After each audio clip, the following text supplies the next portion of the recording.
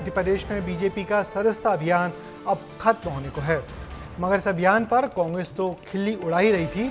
आज बीजेपी के वरिष्ठ विधायक अजय बिश्नोई ने भी अजीब सा सवाल उठाकर इस पूरे माहौल को गरमा दिया। हालांकि बाद में उन्होंने अपने तीखे बयान पर सफाई दी, लेकिन तब तक बहुत देर हो चुकी थी। कांग्रेस ने इस मुद्दे को भुनाना शुरू कर दिया। आज बीजेपी के सदस्यता अभियान को लेकर क्या सियासत हुई और कैसे एमपी बीजेपी अपने रिकॉर्ड से पीछे रह गई, हमारी इस रिपोर्ट में देखिए विस्तार से।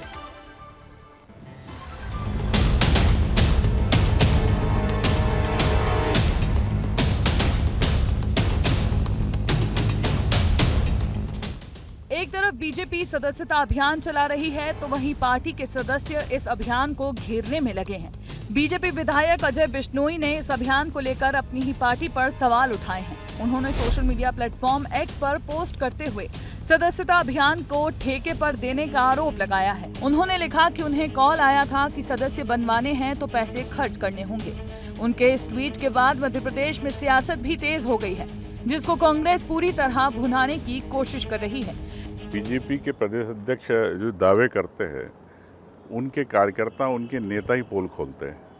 कई वीडियो पूरे प्रदेश में जारी हुए और अब तो बिश्नोई जी ने खुद ने कह दिया कि किस प्रकार से ठेके दिए जा रहे हैं सदस्यता को लेके।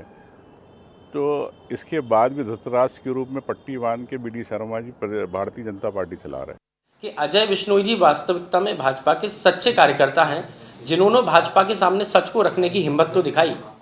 और यदि भाजपा में ठेके से ही सदस्य बन रहे हैं तो ये सदस्यता अभियान का ढोंग क्यों चल रहा है? कहीं गुंडागर्दी के माध्यम से, कहीं ठेके के माध्यम से, कहीं दबाव के माध्यम से। अजय बिश्नोई ने पहली बार पार्टी लाइन से हटकर बयानबाजी नहीं की है।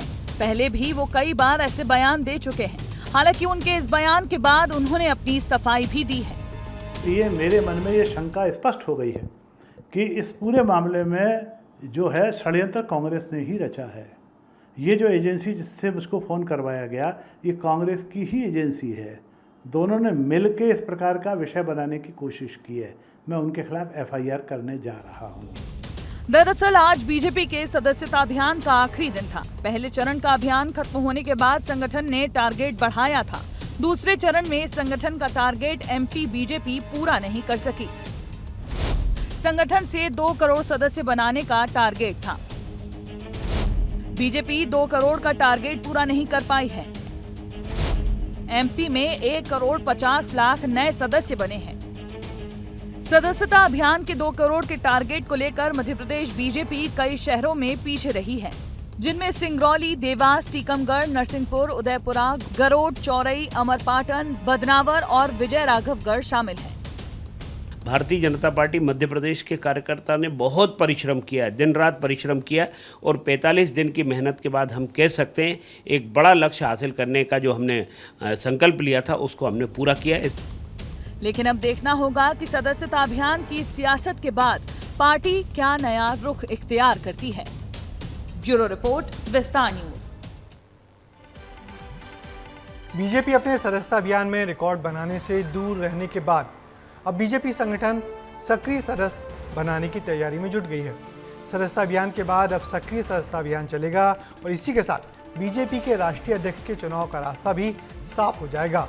तो जल्दी ही पार्टी को एक नया राष्ट्रीय अध्यक्ष मिल जाएगा।